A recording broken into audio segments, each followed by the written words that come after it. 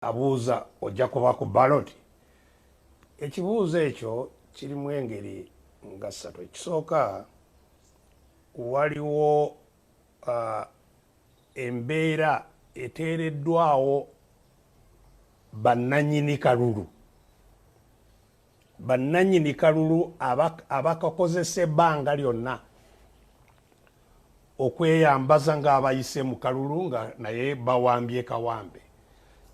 Bbanga lyonna bateekawo embeera etunuuliza eggwanga lyonna mu kalulu kaabwe nga ekiseera enkyukakyuka, ekiseera kyokka nga tusobola okufuna enkyukakyuka. So bakakolera hype nti abantu tulimu 24 abantu olwaleero bafa bayitirivu, obwavu, obutaba namalagala mu malwaliro, obutaba embeera ebaliko nkambwe ennyo, naye babatunuuliza 26 tebatunuuliza tugijjeewo tutya leero. So ekyo kyekimu ku bigezaako okuleeta amaloboozi ga 26. In fact kitandika akalulu nga kaakaggwa focus edde ku 26 aka 26 bwe kakomeekerezebwa bwe kati Mwami Museveni n'amala okulayira kati batandika 31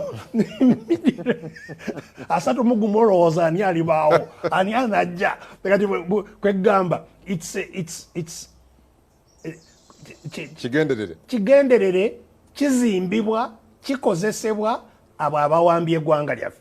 Naye ekyokubiri era bakikozesa okwawulayawula mu bawambe baabwe, kubanga so Besigye ojja kuba ku ballot, bw'obanga ojja kuba ku ballot n'omulala ayagala kuba ku ballot kati mutandike kukubagana era kyekimu ku bigendererwa, kubanga luli nakati natandise okubawulira lwaki towagira Kyagulanyi ate already waali ate gwe naawe oyagala kujja ate n'oli ayagala kujja.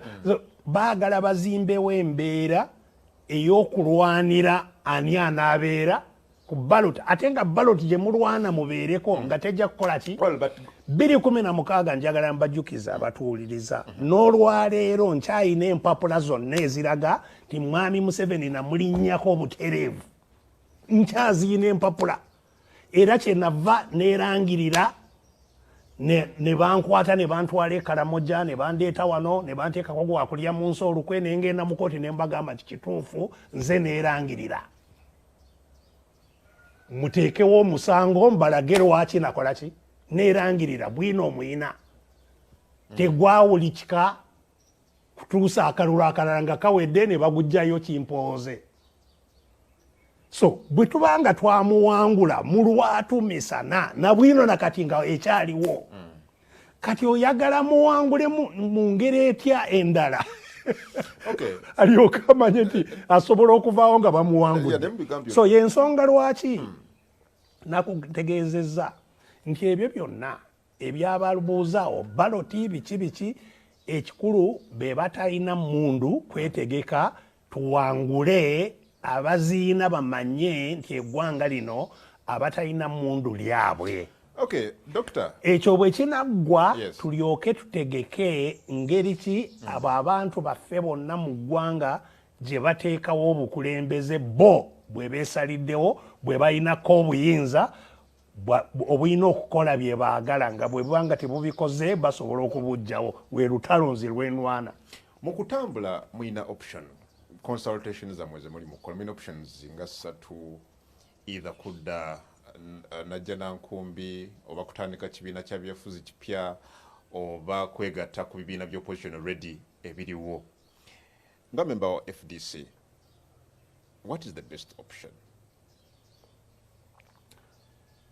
Option yonna etegeka abantu baffe okusigala nga bali ku mulamwa nze njiwagira, naye nga nakugambye dda nti enneetegeka yonna gye beneetegekamu erina okuba nga ewagira lutalo olw'abatalina mundu kuwangula bakola ki abalina emundu. Olutalo ne tolujja kuwangulwa kibiina So FDC ne bweddamu ne yetegeka era ng'erina kuddamu yeetegeke kubanga nga bwe nkugambye ttiimu nkulu kuzizimba naye nga yeetegese ng'etegedde omulimu ogugiri mu maaso. Gwe gwalina omutawaana ogwavaako embeera eri mu bibiina bino byonna kubanga tebyategeera kigendererwa omulimu gwe birina okukola. Nakati waliwo bangi mu bibiina abatategeera nti olutalo lwe tuliko si lwa kuvuganyiza buyinza nti tugende mu kalulu ovuganye basalewo ani akwata buyinza kubanga abantu ena bandibadde batuwa obuyinza tebabuyina tebasobola kutuwa kye batalina. So ekikulu ennyo abantu balina okutegeera nti n'akalulu ke twogerako tebakayina. Doctor, as a member of FDC nga gwe oli member of FDC ku options n'essatu walibadde weetaagiriwa because muli mu kucollectinga amaloboozi g'abantu bo balowooza ki ekyalibadde kisinga and I'm asking you nga member of FDC ku options n'essatu what would you prefer nga member? Okuba ne FDC emu y'amaanyi eri ku lutalo naye kyemprefaringa oba kisoboka oba tekisoboka is a different matter. Kati okukubaganya ebirowoozo kuno kyekugenderedde. Naye mu ngeri yonna you see FDC okusooka abamu ndowooza bagirowolereza kubanga kizimbe kya Najjanankumbi. FDC weeri nakati etambula teyina mutawaana nze mu kulaba okwange teyina mutawaana. Ebiwayi bibiri Najjanankumbi Katonga. In fact twalabye ekyabadde mu kuziika Doctor a second twalabye ekyabadde mu kuziika mukyala Peru engora Patrick Oboy Amriat n'akunenya gwe Dr. Besigye okwagala okwesa event eyo okuscoringa goals z'ebyobufuzi. Clearly showing nti okusika omugwa kukyali kw'amaanyi wakati w'enkambi zombi. Esi waliwo okulowooza nti waliwo enkambi nze siraba nkambi ne bweba eteeso kye nawulidde nti tebaali basanyufu ba Amuriat nti famire yannonda okubeera kye bayita Chief Mona omukungubazi omukulu ebintu abantu bagenze babiteeka mu protocols nali simanyi nti waliwo ne protocol mu kuziika naye kati bateeka mu protocol so era nasanga batimbye ekipande Chief Mona watuula era ne bampa ekifo nga Chief Mona. Kati ekyo kyali eri famire eyali efiiriddwa. Sinze najja n'ebyapa sinze nesalirawo nti nze nabeera Chief Mona famire era okuziika kuba kwa famire tekuba kwa ne bwebanga oba minisita yafudde mwagala kumuziika mu kitiibwa kya gavumenti mulina okusaba famire yeneebakiriza oba mumuziika mu kitiibwa kya gavumenti otherwise okuziika muntu aba wa famire so famire mwami Amuriat bw'abanga teyali musanyufu nti yasalawo nti nze mba Chief Mona olwo tebwa lutalo lwange yandibadde alwana nani ne famire so naye you see era kyenagambye nti ebingi ebyogerwa banaffe abali Najjanankumbi byakwagala kutujja ku mulamwa twogere ku bintu ebitaliimu nsa. Have you since given up brother considered to Najjanankumbi kubanga mwaga nti ekibiina baakiwamba? Ekibiina kyembadde nkunyonyola kati nti ekibiina si Najjanankumbi ekibiina bantu era be bantu abatamufuula Chief Mona be bantu si kati yagamba nze ndi party president naye ava muteeso in fact mu kitundu ekyo kyennyini mwe twali tuziika bamumanyi nti gyali bamanyi nti yeeyita party president naye tebasalawo. So ekibiina abantu era abantu kyenkugambye abantu weebali obadde ogamba gye tuyise boolaba abantu gye bali so naye era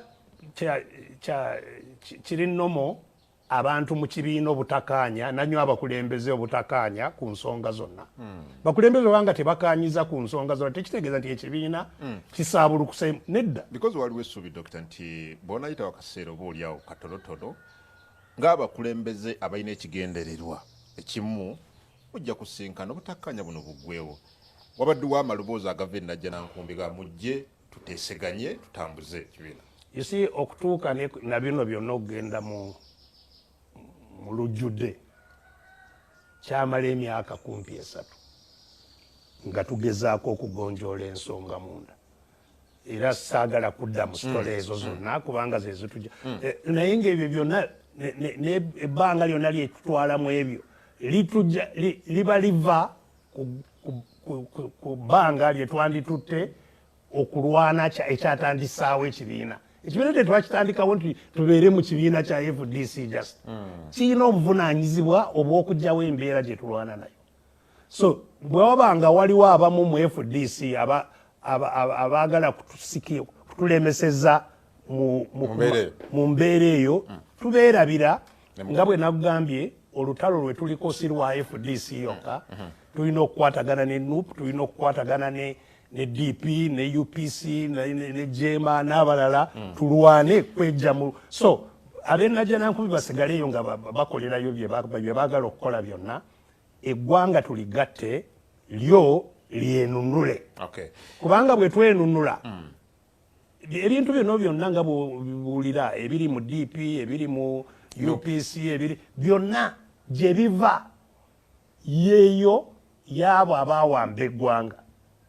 so bwe tubajjawo abawambye eggwanga na bino byonna bijja kutereera yensonga lwaki tetusaanye kumalira akaseera konna eri abo abatujja ku mulamu omunene ogw'okununula eggwanga lyaffe era nze siri mweteefuteefu okubanga nyanukula ono ayogedde kino mwanukule ono ayogedde nze essira n'amaanyi gange nditadde ku ngeri ki gye tuva kwoyo atabula buli ekisembayo ku nsonga eyo infact gwakintu tuteeka ekibuuzo ekyo Dokita obutakkaanya buno tebuli mu FDC yokka nga bw'oyogedde tubulaba mu National Unity Platform mu bakulembeze tubulaba mu Democratic Party tubulaba newalala mu bibiina ebivuganya kati abawagizi bammwe oba abantu abeetaaga enkyukakyuka bwe mubanga mwe abakulembeddemu muli disunited to that extent ono ayogera kino oli akola kino n'anenya ono essuubi lyabwe liriwa already nga mwe abali badde babawa leadership muli mu kwerumaaluma ekirungi si ebbanga lyonna abakulembeze baba ne interests oba ebigendererwa byabwe ebyenjawulo abakulembeze ebbanga lyonna nga byawufu kuva kwebyo byetukulembera so sanga ba leaders abakulembeze ebigendererwa byabwe tebikwatagana ebbanga eddene n'ebyabo bye bakulembera eyo reality emu era y'ensonga lwaki abakulembeze ebbanga lyonna balidde mu bye bakulembera olukwe bababuulira kino ne bakola ekirala ebbanga lyonna bwekityo bwe kibadde so abantu bogamba abatunuulidde abakulembeze kikulu nnyo bamanye nabo nti balina obuvunaanyizibwa n'omulimu bo bennyini gwe balina okukola okusigala nga obutategeeragana obuli mu bakulembeze nga tebubajje ku mulamwa era kyengezaako na mu byenkola byonna obutamalira biseera ne bannange bonna bali mu bibiina ebirala mbadde mbakoola nti muleme kumalira biseera mu buntuntu obubayingiddemu munda amaanyi n'essira tulireke eri gye biva kubanga entalo ze tulwana waliwo olwe bagamba oluli primary n'oluli secondary. Tulina okusigaza amaanyi n'essira nga tulitadde ku primary wo gye tulwana. Okay, Dr. Besigye, oli quoted mu mawulire nti ovumirira ekyabasuubuzi okubeera nga basinkana omukulembeze w'eggwanga enteekateeka weeziri abasuubuzi bali mu keediimo ddala ebyopapula lwa Daily Monitor lwakwotiza nga kye bakola tebaali sisinkanye mukulembeze wa ggwanga. And I'm wondering why. Kubanga ndowooza bankootinze bubi. Okusooka so nayogedde ebintu bibiri. Nagambye nti Mwami Museveni ye kizibu ky'abasuubuzi. Bye balwana nabyo byonna ye bisibuka ku ye. Mwami Museveni tayagalangako abantu abagagga mu ggwanga lino abafunye obugagga wabweru wa control ye. So ndudde nga nkyogerako ebbanga ddene nnyo nti obwavu obuli mu ggwanga bugenderere butegeke, kubanga Mwami Museveni obwavu kye kimu ku by'okulwanyisa ebikulu by'akozesa mu kumulemeza mu bukulembeze n'obuyinza. Obwavu kyekyokulwanyisa ekikulu. So tayagala basuumuzi babe bagagga, ayagala just babe bafuna bali ku drip, ofuna koolya kokka osobole kuddenca okumukolere naye si kuba nti onoogaggawala. Abagagga Museveni bakolagana nabo ba mirundi ebiri gyokka, ab'ebweru abatalina political interest wano ne famire ye oba business ezikontrolingwa famire ye, beboka abagagga. Abalala bonna bakusaanyaawo. Wano waaliwo abagagga era basaanyizaawo. Abalina zibanka, ani akyalina banka wano? Abalina wava muno baani abaali abagagga abakuno baliwa? Era nga deliberate lutalo lwaba luteekako okuba kati wabaddewo ababadde mu farming nga bafunye sente mu majaani, kati amajaani bagasaanyizaawo. So nkola ngenderera abantu baffe bwe batazuukuke ne bategeera. So nolowooza nti ogenda kujja solution kwoyo ekizibu yennyini akireeta nga gw'osuubidde nti anaakuwa solution. yabayise bateese bale batasobola okumalawo embeera ebataddewo. So ekisooka kye nabagambye ekyekyo timutunulidde wakyamu. Bamulabye ye emirundi emeka guno gwe gunaaba gusoose, kimazeewo ebizibu. So kye nabagambye nti mutunuulidde awakyamu, ate ne gye mutunuulidde kwegamba temutegeera amaanyi ge mwina nakati. Singa abasuumuzi bagamba tetujja kugulawo amaduuka gaffe, era n'eggwanga lyonna n'abatanaggalawo ne baggalawo, ne bagamba tetujja kugulawo, Mwami Museveni tukwetaaga otambuza ebigere ove mu State House tuli kusinkana Kasangati ku kisaawe olyoke owulire ensonga zaffe. Tetujja kwogera naawe so otukoyeza tambuza ebigere weka, tetujja kugulawo. Ojja kumulaba Museveni ng'afungiza ali ku bigere atambula, kubanga be bamuyimirizaawo. Sente ze badiibuudda zonna gye bakola byonna, bikonvoyi bye byonna byatambula nabyo sente za musuumuzi. Bwe bazisiba abatalina gy'agenda, tewali gy'agenda. So abantu baffe tebanategeera kyenkubuulira nti abatalina mmundu obuyinza n'amaanyi ge balina tebanagategeera butegeezi. era babazanyirako mu butategeera obwo kyokka. So tebasubirayo kalungi. Mbasaba abakozesa amaanyi ge balina era bagatta amaanyi ago naffenna abaagala enkyukakyuka kubanga ekirumya omusuumuzi kyekirumya omusawo abasawo olaba mu Uganda musawo omu dokita omu alabirira abantu 2,000 dokita omu mu nsi endala zayagala naye alowooze nti bafaanagana omusawo omu alabirira abantu ekinene 1,000 wawafe alabirira 2,000 naye ng'abasawo wano tebalina mirimu bali unemployed sente zonna ezandibadde zituwa abasawo zaateeka mu bikutiya n'atwala butereevu mu kukozesa ebibye byazimba mu biwoteeri byabazimba mu bisimanyi biki bino bye bagenda bazimba buli wamu sente za musuumuzi. So omusuumuzi tasaanye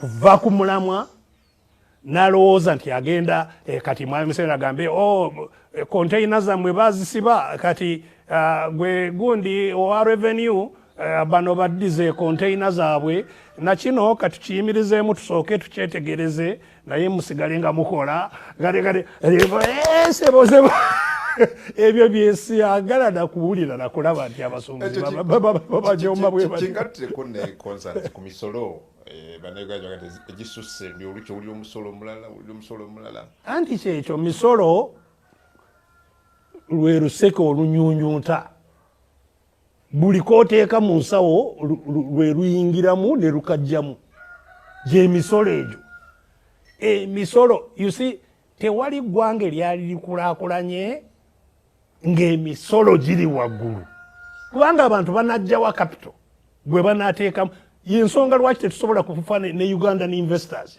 investor alikuŋŋaanya atya ssente zana investinga nga buli kakwata okatwala alikuŋŋaanya atya ssente so tujja kubeera ne investor bava ebweru bokka. So bulabe bw'amaanyi in fact abatategeera bulabe NRM bwezimbye mu ggwanga lino bandikirabidde ku misolo n'obusuumuzi obuli mu ggwanga. Olwaleero n'osanga nti omuchina yatunda ebintu ekanungu yatunda ebintu koboko muchina yaliyo yatembeeya ye manufacturer ye wholesaler ye mutembeeyi kale munnayuganda gwolowoozaako gwogamba simanyi wealth creation ali gicreating atya. Well, Doctor, nga tumaliriza olwa ngambye Doctor yogere ku bintu bibiri very briefly tuve ku mpewo akusabye yogere ku bigibadde bigenda maaso mu parliament mabegakaawo wano service award n'ebirala baroluso oyogereko ne ku changes ezakolebwa mabegako mu magye General Muhoozi bwe yalondebwa okubeera omuduumizi w'eggye lya Uganda.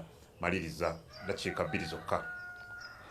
So obuyinza mwami Museveni bwe yawamba abukuumisa ebintu 3 ebisinga obukulu.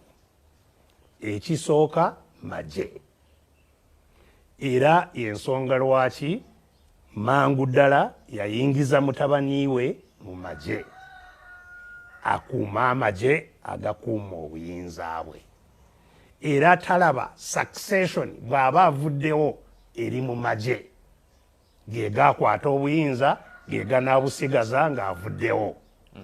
Yensonga lwaki ono yamuyinyisa amadaala mangu nnyo atuuke ku ntikko abe nga ye musika mu magye. So ne bw'abadde nga si Chief of Defence Forces mu linnya era yabadde kubanga tewali ngeri ki ono abaddewo simanyi General Mbadi gyabadde asobola kuduumiramu Muhoozi tekiriiwo. Obadde omulaba Muhoozi ng'amenya amateeka wali owuliddeyo Mbadi Chief of Defence Forces ng'asitudde eddoboozi ng'amugamba nti awosobeza era kitaawe yekka ye yavaayo n'agamba nti ono akoze ensonga naye ono CDF amuvunaanyibwako nga tasobola. So tewali nkyukakyuka nze mu ngeri eyo gye ndaba mu kumuteeka mu magye. Ate Parliament nakugambye nti eyawamba eggwanga yawamba bitongole byonna bibye. Teri kikolebwa mu Parliament ekitalagirwa mwami Museveni, ekitasalibwawo mwami Museveni. Sente so ebintu bibiri ebifuga eggwanga, magye, sente. Watateeka magye ateekawo ki? Sente. So byolaba mu Parliament byonna gwe mukono ogukwata obuyinza n'okubukuuma ng'akozesa sente kati ezaabuutukira buli MP mu Parliament nga teri asobola kuvaayo n'asitula eddoboozi. Tukweza Dr. Kizza Besigye antuba basibe bulungi. Webale nnyo kunkyaza Adamu nga bulijjo era nsanyuka TV nange okubanga munkyaza ne mumpisa ku mpibawo zammwe okutuuka eri abawuliriza bonna. Mbalamusiza mwenna era mbasiibula nga mbaagaliza olunaku olulungi akuume atakuumira mpeera. Abalenya akuume atakuumira mpeera. Dr. Kizza Besigye gwe tubadde naye leero nga tunyumyamu nga bw'olabye, njagala kwongera kwebaza atambudde navugana program bigenda bitya gwanga fenna twegatirawa muli kimu wamu. Well but amalobozi wegali already. Dr. Kizza Besigye abawagizi bo bakusaba yagakomawo 2026 atempuliddeko n'abamu ku bali ku luvuganya gavumenti nga baga nti akalulu kasobola okukozesebwa nga vehicle okututuusa ku nkyukakyuka. Do you have plans of standing again in 2026? Because those calls are there. Abantu kye boogera kimu ekirungi kye tulina kukirabamu nti baagala nti tulwane mu mbeera zonna kye boogera. Kitegeeza nti akalulu bwe kabeerawo tulwane mu kalulu. Bwe kabanga tekaliiwo nze kye mbatunuulizaamu abangi kye batataddeko essira nti olutalo luno tujja kuluwangula oba akalulu weekali oba tekakola oba tekaliiwo. You see bw'okola pulaani era abampuliriza ensonga eno mugikwate bulungi. Ffe tukola pulaani era ne tukola. Atuukiriza yewa waggula atusinza Katonda yekka y'atuukiriza. Obuvunaanyizibwa bwaffe kukola pulaani. Nobeera ne pulaani enungi kubanga tajja kutuukiriza kyototekekedde. Yensonga lwaki bagamba nti ne Katonda ayamba akola ki? Yeyamba yekka. Sookeera ku makya n'okola pulaani. Njagala kufuna ssente n'olwekyo ennimiro yange eno ngitegekedde bwenti. Era nja kugitegeka, nja kufuna ensigo gye naasigamu, nja kukola bino. Kati Katonda naye n'akuyambirawo enkuba n'etonnya mu kiseera ekyo yeetaagira n'okungula.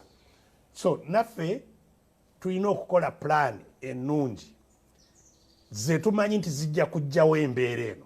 Nga pulaani eyo si yakalulu kokka. Si yakalulu actually. Ne mu kalulu tujja kuwangulira mu kiseera ky'akalulu naye nga sikeeka kalangiridde nti tuwangudde. Kubanga alangirira gwe twagala kujjawo yennyini yalangirira tajja kutulangirira ekiseera kyonna. Naye tusobola okumuwangulira mu kalulu ako nga bwe tusobola okumuwangula wabweru w'akalulu. So tulina okwetegeka tulwana tutya mu kiseera ky'akalulu. Bwe kaba katuuse tulwana tutya. Nakugambye tieno wabweru w'akalulu ebibinja oba ttiimu ze tuzimba kulwaniramu si za langi. Nze ndi ttiimu Man U, nze ndi ttiimu Arsenal, nze ndi ttiimu Liverpool. Mu kununula zonna zikolera wamu. Omuteebi asinga obulungi mu Arsenal ayina kubeera ku front n'omuteebi asinga obulungi mu Liverpool, mu Man City, bonna bakola ttiimu etya emu yakununula nsi. So nga tetuli mu kalulu tuyunga amaanyi tugatta amaanyi ne mu kalulu bwe tubanga tugaggase enkya ne tutandika olutalo akalulu ne kajja nga olutalo luyinda era ne mu kalulu tukayitamu nga kintu kitya kimu ukayitamu nga muli kimu kimu. Era nakati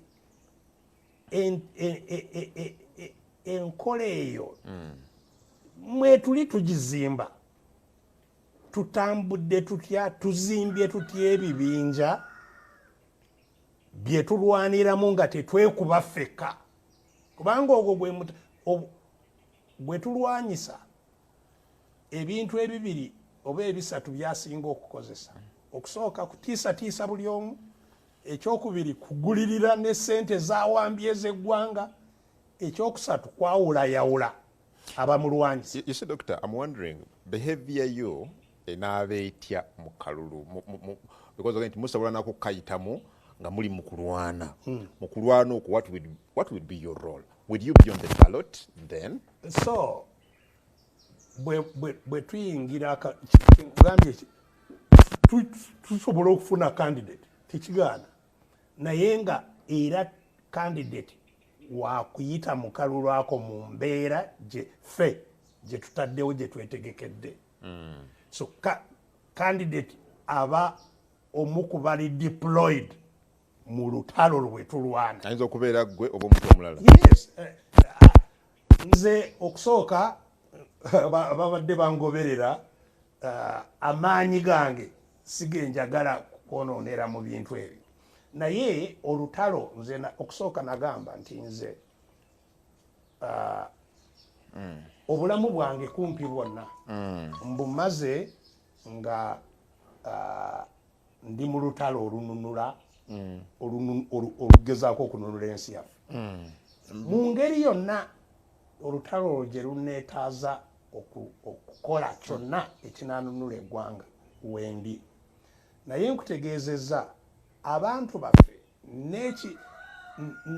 n'eki ekibuuzisa ebibuuzo by'obuuza kubanga katono nnyo Dokita awo njagala tujje tusoke tuterezeemu ku ddoboozi lyo katono oliko Sanyuka TV nze Adam Kongo Dokita Kizza Besigye gwe tuli tuwumulamu katono bwe tukomawo atandikira awo nga tubuuza lwaki ebibuuzo bino bizze mu kaseera kano balosona ensonga endala nga bwenzi kunyonyodde tova kusanyuka katujja.